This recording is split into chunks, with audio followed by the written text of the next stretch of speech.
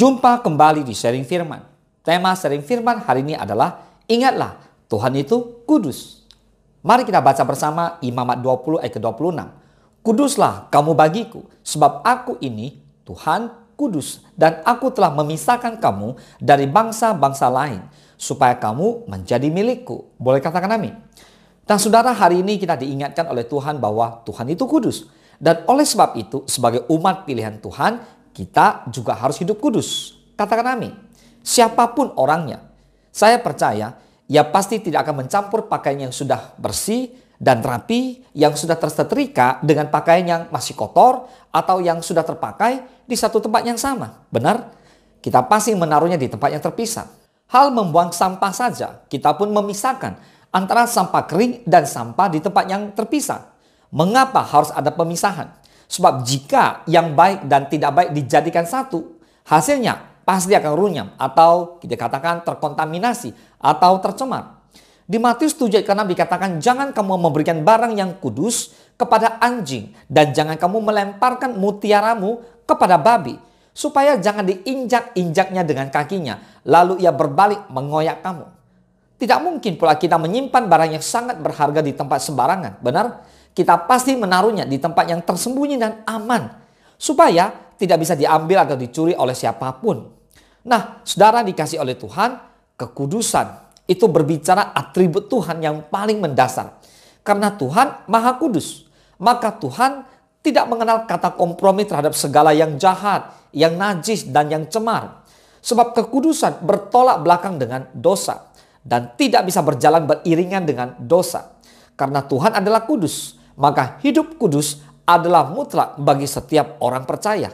Sebab tidak seorang pun yang dapat datang kepada Tuhan dengan sembarangan, dengan keadaan yang tidak kudus, dengan keadaan yang tidak benar. Kita tidak bisa mendekat Tuhan dengan cara seperti itu. Artinya, tanpa kekudusan, kita tidak dapat menghampiri Dia.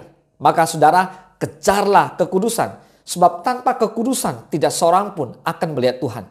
So kita patut bersyukur karena Kristus rela mengorbankan nyawanya agar kita yang berdosa beroleh pemulihan hubungan dengan Bapa di surga.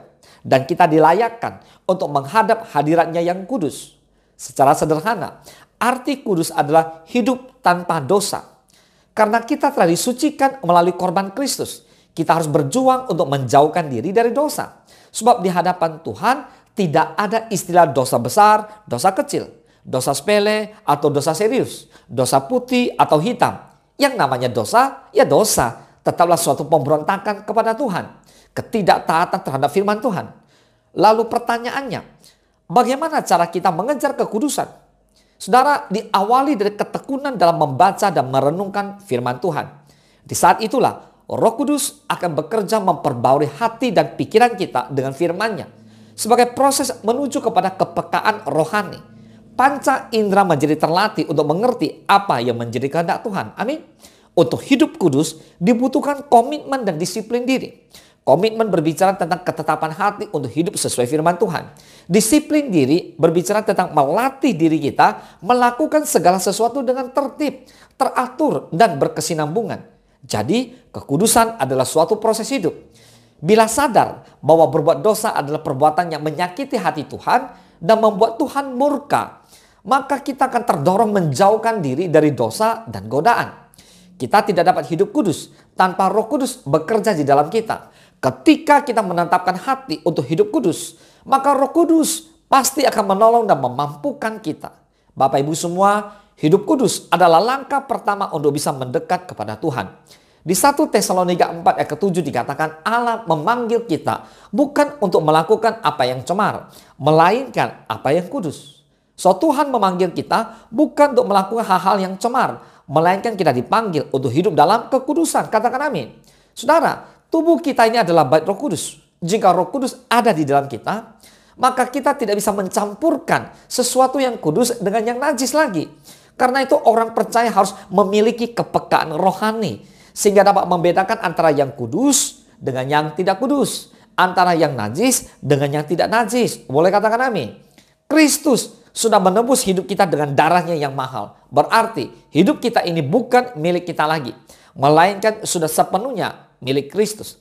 Maka dari itu, kita harus menyerahkan seluruh anggota tubuh kita ini sepenuhnya untuk dipakai sebagai senjata kebenaran, bukan sebagai senjata kelaliman.